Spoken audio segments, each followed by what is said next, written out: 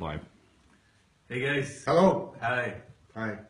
That's a good start.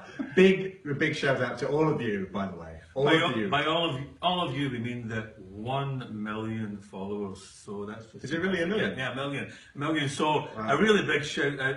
Thanks so much for just being the best fans ever. Yeah, very, very, very much so. Thank you. We're ready to answer any questions now. Almost. So we're just waiting for our technological. We've got the finger there telling us. It's 1 moment away. It's coming. While we're waiting, can I just draw attention to this beautiful scarf, which was given to me by a lovely it's a fan from Switzerland. It's oh God, I had a little cap with it. A little bag. Isn't it beautiful? It says, "I was a scarf once. I was born to caress someone's neck. I felt a little useless when nobody wore me, but my creators recognised my value. They turned me into what I truly am, a bag." So this is. So that's actually about That's the bag. That's the story of the bag. It's nothing to do with the scarf. This is the scarf, yeah. And it's beautiful. It is beautiful. By Amor, which of course That's right. I've got mine. I've got mine in my bag. I've got mine round my neck, which it was meant to caress. We'll just go for It's remarkably like mine. So, thank you for the beautiful scarf. We've got a question, shall I? Okay.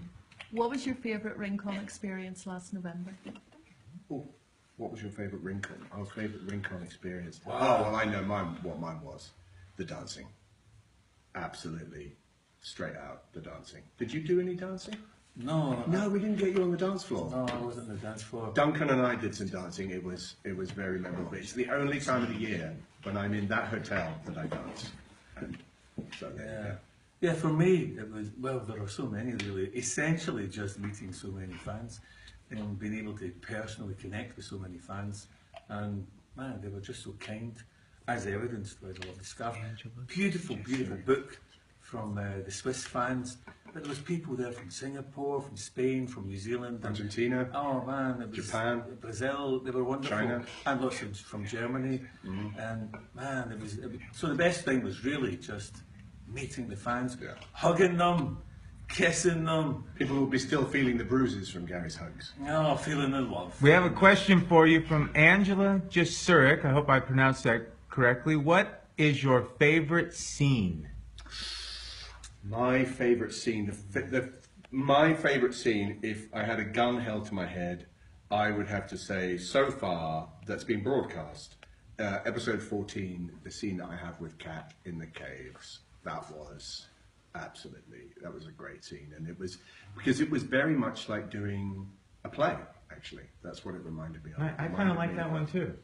Yes, Matt by some strange coincidence, actually wrote that episode. But it was a lovely scene to do, and Kat and I really had a great time doing it. Listen, I've got to shortchange you here. My favourite scene was actually filmed today here in Scotland, and so you won't see it. You're not going to see it for a while. That's but what I'd yeah, not the one with you. What a Oh, love him. Oh, yeah. No, really. I fell right into that one, didn't Yeah, I? there's been a few occasions like that. Whoa! But yeah, I just filmed the scene earlier. So Jenny Strickland asks, did you know how to speak Gaelic before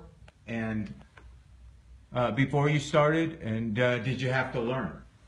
No, I didn't. I only used a song which my father taught me when I was a kid.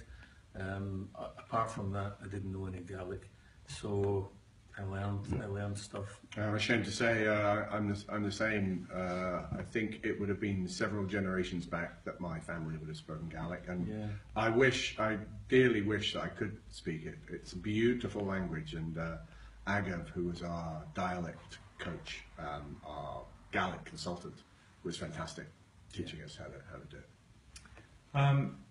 Irene Valencia says, what's the worst part of playing your characters? Him. Yeah. I mean, you want honest responses. I mean, that's it. Yeah. Well, I could easily just say the worst part for me was him, but the worst part, oh God, maybe the disability is a bit tough. Wow, it's a good question. I wish I could give it a really good answer. That's okay. That's There, okay. there haven't. I mean, to be absolutely honest, it's always when you start to try and think of difficult bad things. It's very hard actually because we're very without sounding cheesy about it, we're very lucky with doing this. So whether it it could be raining or whatever, but really it's a fantastic privilege to be doing it. Yeah. I think without giving away too many spoilers or any spoilers, Carrie Hugh wants to know what's your favorite thing about the upcoming season. And you don't have to give away scenes or anything, but No, yeah, well, for me so far, Kerry, it's it gets deeper into the character of Colm and his relationship with the others, So it's that depth of characterization and the relationships, the interaction. I enjoyed. I've enjoyed that. I have enjoyed it. I enjoyed it today, even in the scene with Carrie. Even in the scene with Carrie. But I have to say, I did enjoy a wee bit of fighting. There's a little bit of fighting. there is a little bit. Just, it does happen.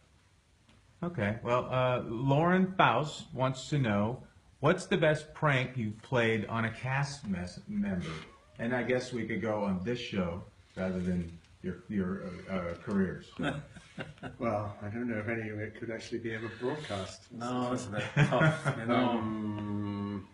I mean, obviously, sitting with you at the banquet table comes to mind. Yeah. How difficult that was with your constant references to Mrs. Fitz, which we will leave to the audience's imagination.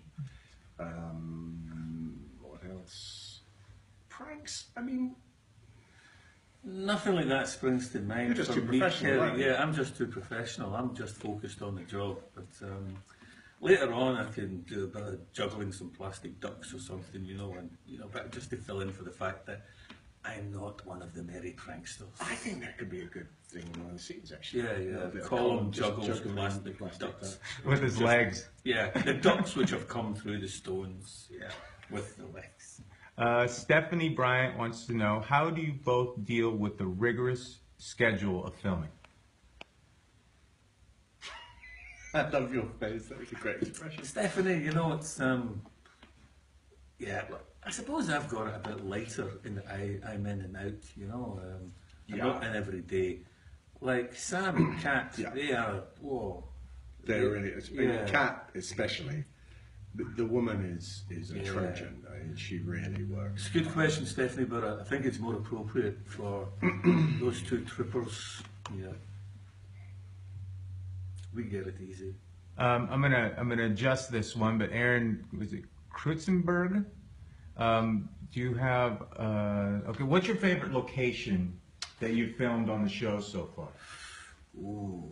I'll just jump in quickly because Colm, because of his disability, is generally to be found in Castle Leoch, drinking, hammering the old Rhenish and rambling away in Gaelic. So I don't Playing with really, his birds. I don't really get that much location work, sadly.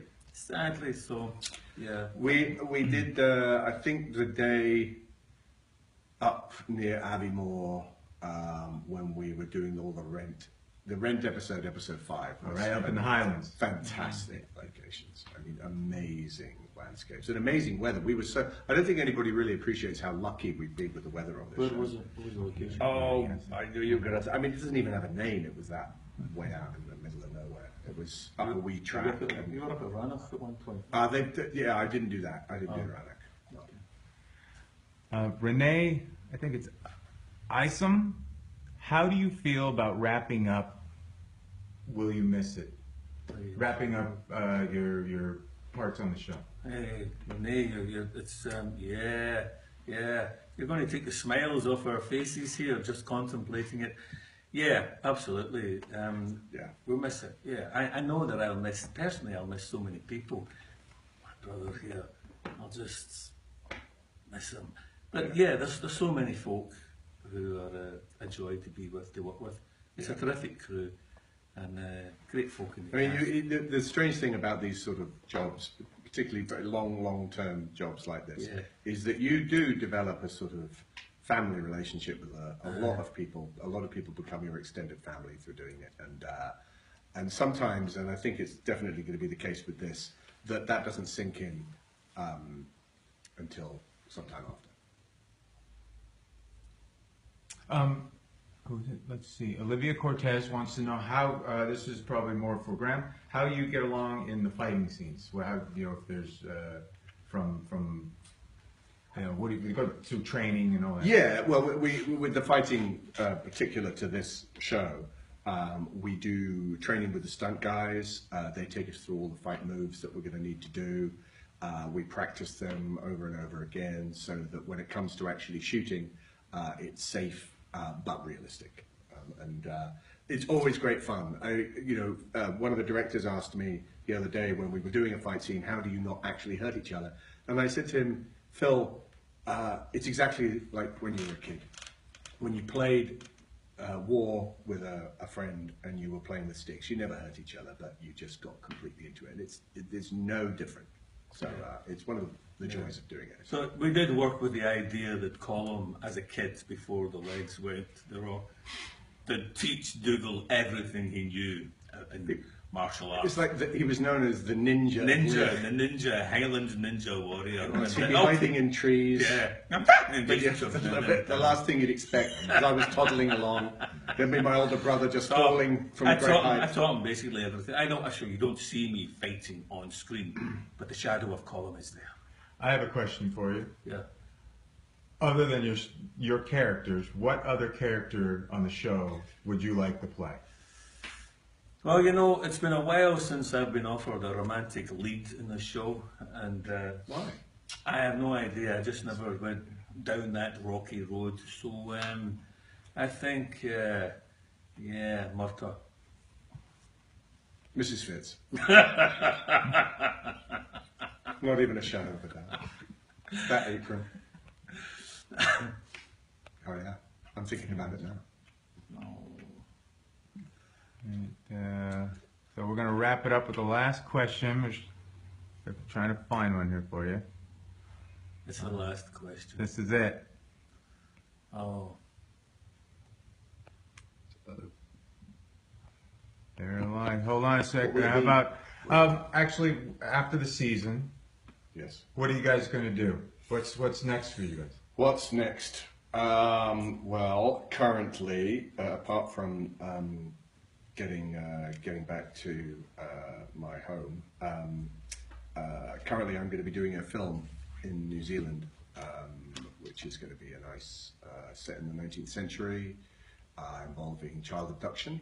I am not the child abductor, by the way, just in case you're wondering. I know. I'm not in that show. No, no. That's a great idea, though. Yeah, put me forward. Yeah, or you could be the child. No, just get the casting agent. But yeah, that's currently what. I've no idea. I mean, I have a bit of an idea, but as they say here, unless you wait until you're standing in the queue for the chuck wagon in the horizontal rain. Up until that point, you don't really have a job. And even then, you might not. Even then, they might say, pull the shutter down. They pull the shutter down. No food for you, Gary. Gone. Budget. The budget is a thing of the past. So listen, I think we're getting told that's the thing wrapping up. Thanks very much for your questions. Yes, thank you. And thanks to all those who didn't get through, and thanks to all the masses of Outlander fans. Thanks to the millions of wondrous fans. I'm very sorry if we missed your questions, but hopefully we'll get to them another time. And I can't cuddle you all, so I'm just going to cuddle by proxy. Feel